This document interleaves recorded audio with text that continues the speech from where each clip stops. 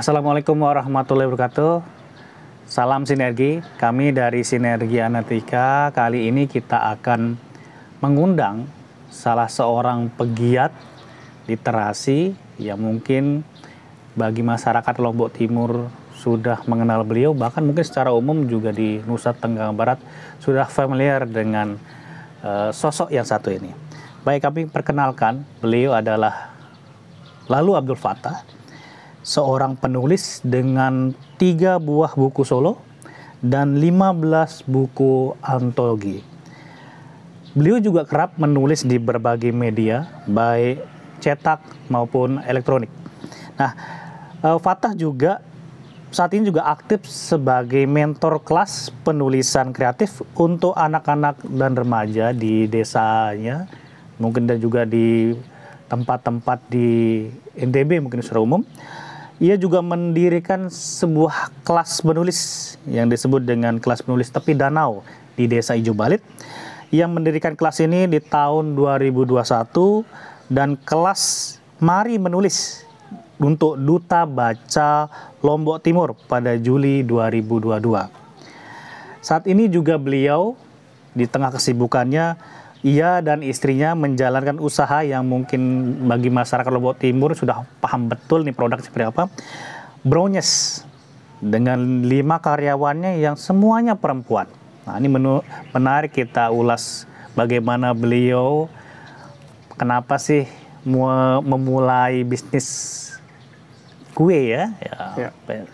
Terus yang kedua, ia juga memiliki podcast bertajuk Ngobrol Literasi dengan mengundang berbagai narasumber-narasumber yang sudah ahli di bidangnya. Selamat datang Mas Abdul Fattah. Saya panggil Fattah bisa? Boleh. Baik. Panggil nama aja nggak apa-apa. Mas Fattah ya? Iya. Baik, Mas Fattah. Selamat datang, sudah hadir dalam sebuah obrolan ringan tentang Sinergi Analitika. Kami punya fokus di tahun ini berbicara tentang perkawinan anak. Jadi kita punya tugas untuk mensosialisasi, mencegah adanya tindak perkawinan anak, khususnya mungkin di Lombok Timur. Mungkin saya awali mungkin Mas Fattah ya. Jadi sebelum ini kita sudah melakukan riset lapangan, ya, mungkin khususnya mungkin di Desa Ijo Balit khususnya, kita menemukan banyak sekali problem. Faktor-faktor juga, mulai dari pendidikan, mulai dari ekonomi, sosial, budaya. Kami juga mengulik salah satu yang menarik juga. Dari sini ada satu sisi tentang banyaknya pernikahan anak itu diawali kebanyakan gini ya, kita studi lapangan ya, yang kita temukan itu berasal dari atau awalnya dari pulang larut malam. Entah itu pulang larut malamnya terus dinikahin, atau nanti dituduh pelecehan seksual atau pemerkosaan, itu nanti ujungnya kemana-mana. Tapi pada awalnya adalah tentang pulang larut malam. Nah ini menarik nih. Nah terutama di Ijo Balit kami sudah ada beberapa yang memang pulang larut malam ini juga problem nih. Kita juga pernah membuat ada narasumber. Memang ini problem juga nih gitu di tengah padahal nggak terlalu jauh dari kota Kabupaten Selong. Betul. Masih dalam kelurahan juga nih, kelurahan Labuan Haji maksudnya kan? Kecamatan Labuan Haji. Oh, Kecamatan Labuan Haji. Kelurahan Ijo Balit. Betul. Nah, ini tidak terlalu jauh nih. Nah, tetapi fenomena adanya konflik sosial antara pola pikir atau budaya yang diemban oleh orang tuanya dengan pola pikir atau budaya yang anak kekinian yang mungkin cenderung pulang malam, ada konser, ada hiburan, ada rona-rona, ada macam-macam lah hiburan yang memang menuntut mereka tuh kadang-kadang pulang jam 10 malam. Mereka akan menutup bahkan pertokoan pulangnya selesai jam 10 malam.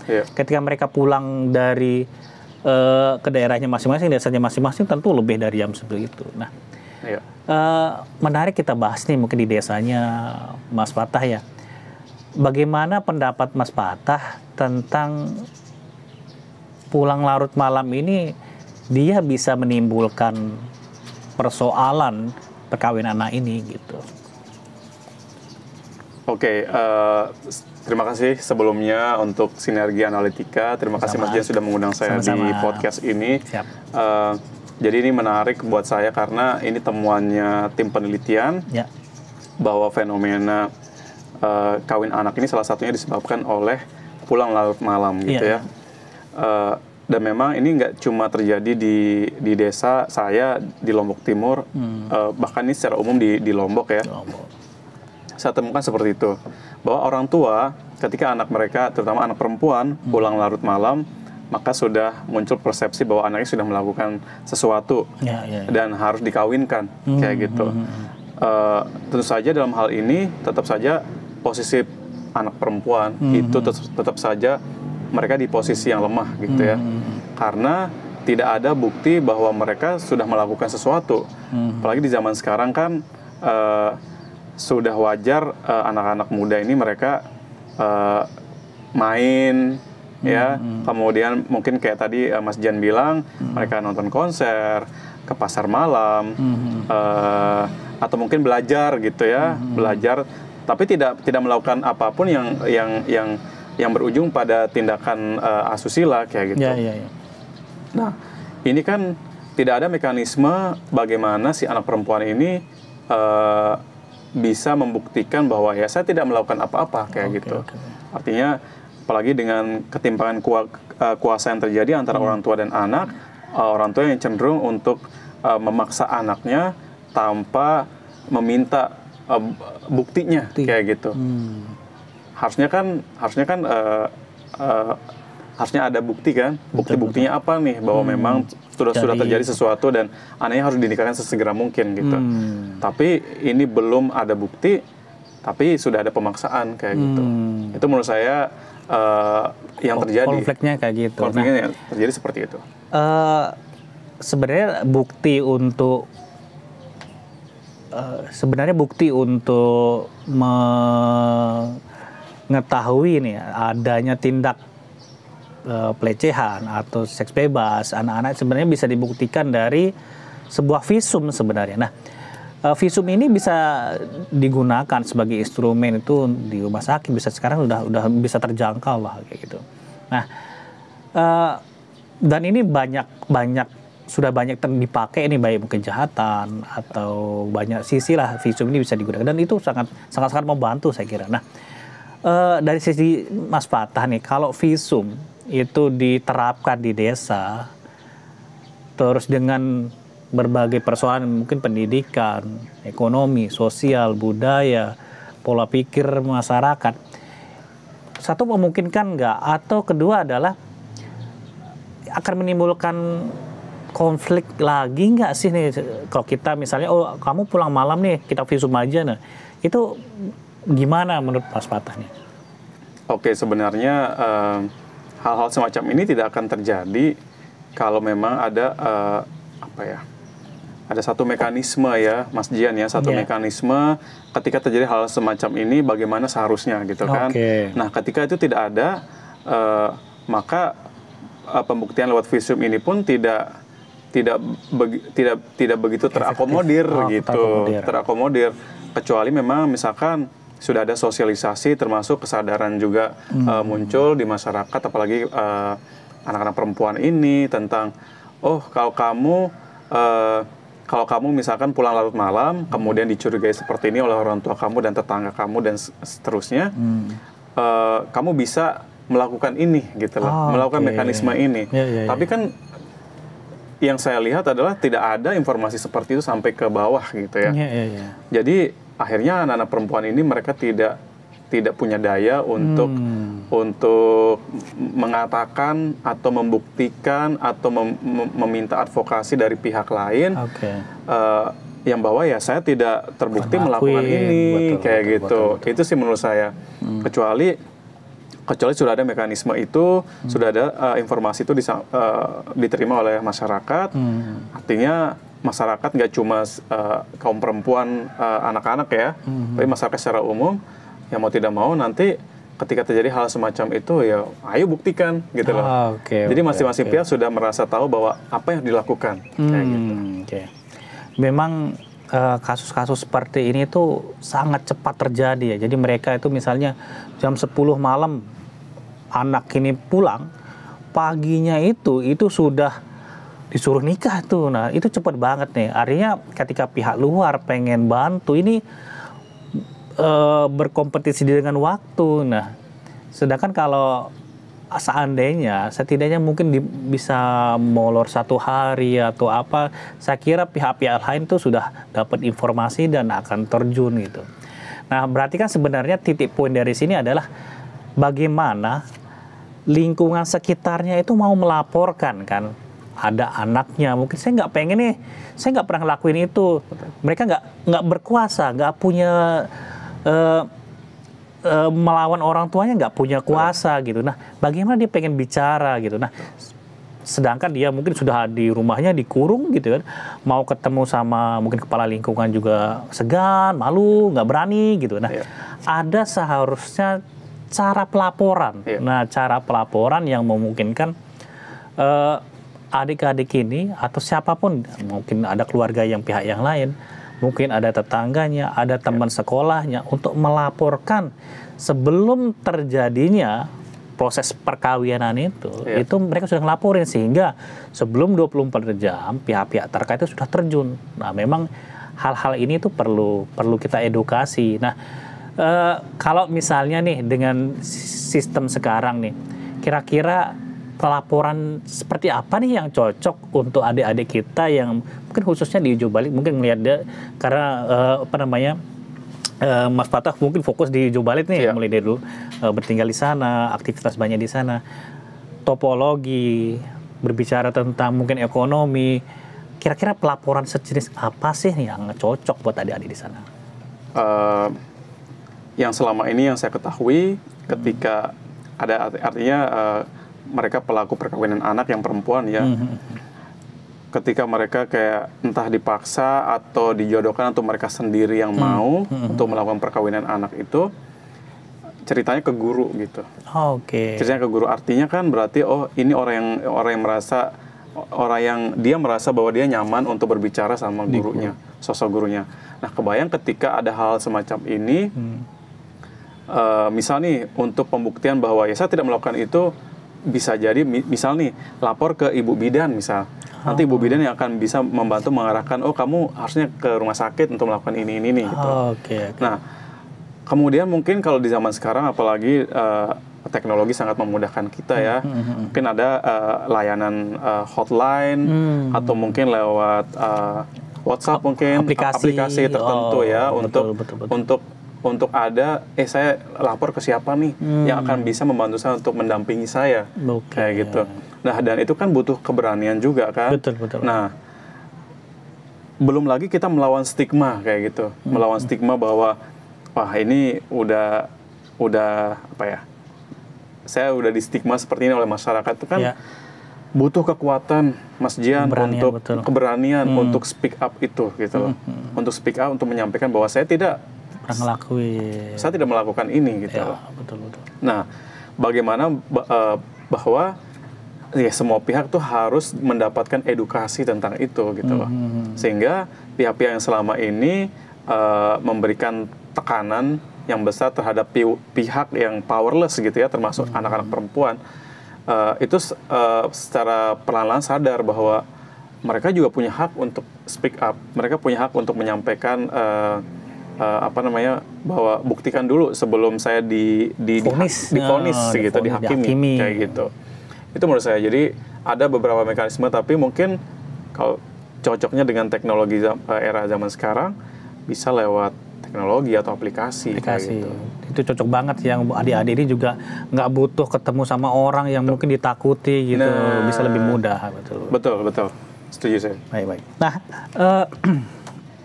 mungkin ada satu sisi bahwa kecenderungan adik-adik memang mungkin ya setingkat SMP SMA, ketika mereka itu keluar dari desanya yang mungkin masih banyak ngelihat teman-temannya nikah muda, ketika mereka cenderung keluar, cenderung mereka sukses sebenarnya. Artinya mereka mungkin ada di pondok, dia tinggal di sana dengan pengawasan ketat dari asrama, makanan juga terjamin, artinya dipisahkan antara yang laki-laki dan perempuan. Ini sangat terbantu dengan ya kita tahu bahwa media itu juga berpengaruh besar terhadap itu. Dan mereka tuh di situ bisa diprotek dengan bagus gitu. Nah, kita ngelihat ini adanya ada pola pikir yang harus berubah, baik itu bagaimana pendidikannya, baik itu kesibukan dari adik-adik ini. Nah, kira-kira nih Mas Fatah ya, kalau kita bisa mulai, kita fokus terhadap adik-adik ini. Kira-kira kita mulai dari mana sih? Mungkin kontribusinya, mungkin Mas Fatah mungkin sebagai penulis, di sana juga Mas Fatah juga sebagai influencer di daerah tersebut, dan mungkin disegani di daerah tersebut. Nah, Mas Fatah nih kira-kira nih akan memulai kira-kira yang pas adik-adik mau gimana sih? Nah, mungkin bisa dibayangkan, bisa diceritakan Mas Fatah. Oke, kayak tadi kalau Mas Jan bilang ada anak-anak yang beruntung mereka bisa diasramakan gitu ya, keluar dari desa mereka, tinggal di asrama atau di pondok pesantren kayak gitu ya. Tapi ada juga anak-anak yang tidak punya akses untuk itu. Mungkin dengan keterbatasan ekonomi, keterbatasan finansial orang tua mereka. Nah, untuk mereka yang seperti ini apa yang bisa kita lakukan? Yang di benak saya adalah manfaatkan kekuatan jejaring, koneksi, relasi, kemudian survei dulu, riset dulu, ini anak-anak ini butuhnya apa sih gitu. Anak-anak ini butuhnya apa? Apakah memang butuh keterampilan? Apakah butuh kelas-kelas seperti itu? Atau artinya gini, kita perlu mengidentifikasi masalahnya apa dulu nih. Sehingga kita bisa memberi solusi yang tepat buat mereka. Kalau di bayangan saya, karena saya sebagai pegiat literasi, penulis, kemudian punya teman-teman di luar sana gitu ya, yang cukup banyak gitu. Kita menyediakan wadah atau ruang bagi anak-anak di desa ya, untuk mereka bisa diberdayakan. Ya, berdayakan ini secara pemikiran, kemudian berdayakan juga mereka keterampilan soft skill, hard skill ya.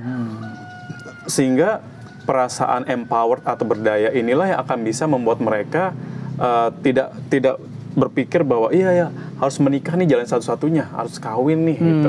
Karena selama ini ketika anak-anak perempuan ini termasuk laki-laki juga tidak punya bayangan tentang masa depan mereka, maka jalan pintas yang mereka tempuh adalah saya kawin, kayak gitu, menikah, saya kawin.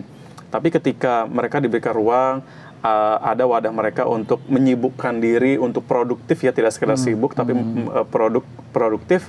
Artinya produktif ini kan menciptakan sesuatu gitu, berkarya kayak gitu.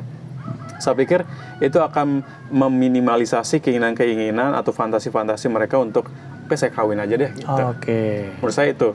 Jadi datangkan kawan-kawan yang memang kompeten di bidangnya, tapi juga sesuai dengan kebutuhan anak-anak yang ada di sana kayak gitu. Itu yang di bayangan saya. Baik, kita memberikan wadah mereka untuk berkreasi ya. Berkreasi itu baik mungkin olahraga, keterampilan, memasak dan sebagainya. Nah, ada dua sisi nih Mas Fatah nih. Artinya kita ngelihat ada tadi kecenderungannya adalah ketika mereka keluar, mereka sukses nih gitu. Nah, artinya kan ada sesuatu, dia butuh insight dari luar sebenarnya nih, insight dari luar nih. Setuju. Pertanyaannya adalah adik-adik ini perlu kita keluarkan untuk mendapatkan insight itu, atau nih teman-teman yang mungkin dari luar bisa meluangkan waktu memberikan insight kepada adik-adik. Nah, untuk di Desa Ijo Balit mungkin kira-kira mana yang tercepat, mana yang terbaik Mas Fatah nih? Dua cara itu sangat bisa ditempuh ya Mas Jian. Tapi karena yang kita bahas adalah yang di Desa Ijo Balit sendiri. Opsi kedua menurut saya lebih bisa lebih accelerated gitu loh. Artinya bisa kita akselerasikan lakukan di sana. Kenapa? Dengan kekuatan jejaring, kekuatan pertemanan, relasi, yang saya bayangkan saya bisa menghadirkan teman-teman saya di sana yang mereka kompeten di bidangnya masing-masing. Kompeten di bidangnya masing-masing. Ya, karena dulu saya juga pernah mengajar di sekolah perhotelan di Surabaya. Jadi mereka yang berkecimpung di dunia kepariwisataan itu sangat bisa dibawa ke sana, kemudian memberi pelatihan kepada adik-adik ini gitu loh. Karena sekali nggak cuma keterampilan ya, tapi juga secara pemikiran. Saya tahu ada sekolah pemikiran perempuan kalau tidak salah namanya, juga digagas oleh salah satu lembaga saya lupa. Tapi mencari para perempuan-perempuan yang juga bisa memberi pengaruh di tempat mereka masing-masing. Artinya kan mereka juga diberikan semacam kurikulum pengajaran-pengajaran yang lebih bagaimana nanti mereka juga bisa memberi dampak buat masyarakat di sekelilingnya, terutama mungkin untuk kaum laki-laki dan perempuan. Tentang bagaimana mereka melihat seharusnya perempuan itu dilihat seperti apa sih, kayak begitu. Itu sih, jadi secara gagasan mereka juga harus dibekali, dikasih bekal gitu ya. Tapi setelah itu juga, setelah dikasih gagasan, kemudian mereka juga dikasih keterampilan praktis kayak gitu yang karena nanti ujung-ujungnya ini juga akan lari sama urusan ekonomi. Betul. Seringkali yang saya lihat adalah kegagalan, termasuk mungkin ini yang menyebabkan perkawinan anak cukup tinggi di desa saya di Jobalit, karena orang tua juga melihat sekolah itu gagal mendidik anak mereka. Saya tidak, mungkin mereka berpikir bahwa anak saya tidak mendapatkan apa-apa atau dia melakukan perubahan di dalam hidupnya karena bersekolah kayak gitu. Berarti pertanyaan adalah kenapa itu bisa terjadi gitu? Apa yang terjadi? Oke lah, sebelum kita mungkin mengkritisi sekolah, kita juga harus balik bahwa mungkin tidak match gitu ya, tidak terhubung, terkoneksi apa yang dia pelajari di sekolah dengan apa yang akan dilakukan setelah lulus kayak gitu. Nah, itu kan yang harus kita analisis bahwa mungkin modelnya adalah based on apa yang problem di situ, apa yang ada di sekeliling mereka, dan itulah yang mereka jadikan sebagai pembelajaran. Kemudian bagaimana mengemas apa yang sudah mereka temukan itu untuk menjadi sesuatu yang mungkin bernilai ekonomis, yang juga bisa memberdayakan mereka secara finansial, kayak gitu. Sekarang mungkin ada kayak sekolah alam gitu ya, saya lagi membaca bukunya bahwa ternyata cara belajarnya seperti itu, Mas Jian. Jadi observasi keliling dulu desa mereka, lingkungan terdekat mereka, kemudian mereka menemukan apa potensinya apa, ya kita bisa melakukan ini di sini nih gitu. Bahkan diajarkan tuh sampai ke level memproduksi produk gitu ya, ada produk. Jadi produk. Nah, itu menurut saya itu yang dalam tanda petik saya boleh bilang itu yang gagal dilakukan oleh sekolah gitu. Sehingga yang terjadi akhirnya korban perkawinan anak ini mereka yang masih berada di usia sekolah gitu loh, dan orang tua mereka pun akhirnya mendukung anaknya sekolah, menikah atau kawin daripada lo sekolah atau kamu melanjutkan pendidikan yang lebih tinggi, karena saya tidak melihat ada perbedaan. Betul, ada kontribusi pendidikan itu terhadap kehidupan anaknya kayak gitu. Itu sih Mas Jian menurut saya. Baik, berarti memang kontribusi insight dari luar itu sangat penting bagaimana adik-adik ini bisa menciptakan produk sebenarnya. Jadi produk ini yang bisa menghidupi mereka, produk ini yang memberikan kesibukan mereka untuk nggak hanya memikirkan nikah gitu kan, posisinya kayak gitu. Baik, menarik ini Mas Fatah. Jadi satu sisi bahwa Bronyes sekarang home base-nya di Jobalit, di Jobalit ya.